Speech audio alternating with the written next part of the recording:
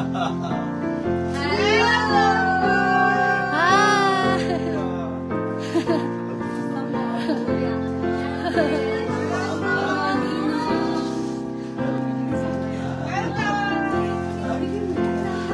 po!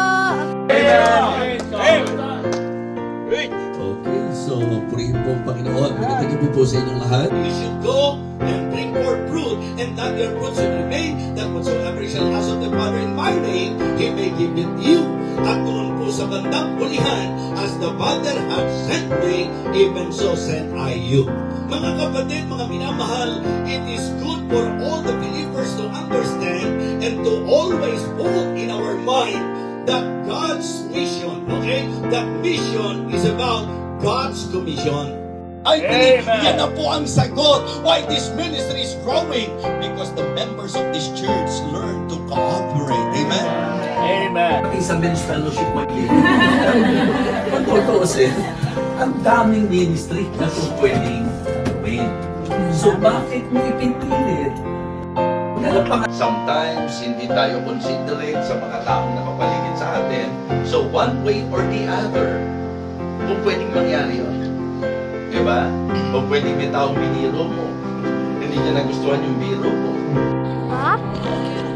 Over?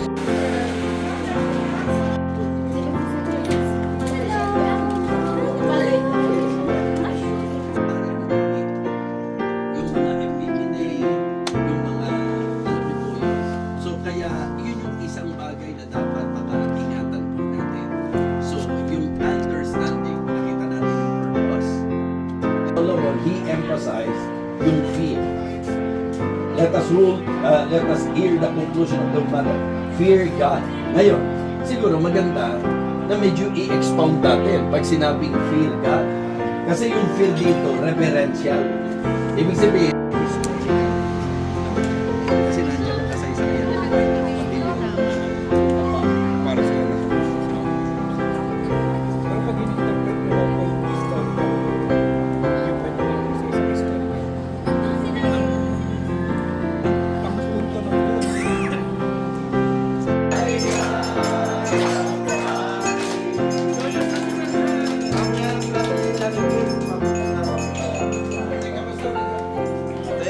bawal. Kaya kumbaga, hindi nakaka-guilty. Kundi magandang kinabukasan para sa patuloy na paglakad namin sa iyo. Again.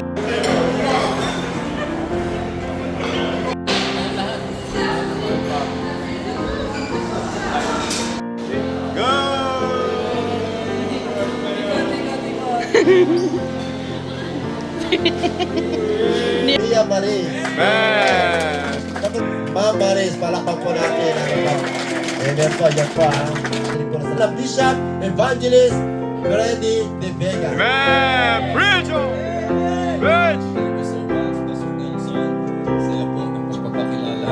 Muntik na naging sopa sa anak ko si Sophie. So natin yung mga preachers and deacons, please join us here. Ipag-pray natin. First time na naka-attend po kayo. Wow! Pero po, pero anong ginawa ng Diyos sa'yo? Anong ginawa ng Diyos sa buhay natin? At alam mo po mga kapatid, sabi ko nga, ikalalakas mo lagi kapag ang iniisip mo lagi kabutihan ng Diyos. At ikaw ay magkakaroon ng hinagpis kapag ang lagi mong sinesentruhan mga negatibong nangyayari sa buhay mo. Sige po, maraming salamat po sa inyo. Na-bless po ba kayo mga kapatid?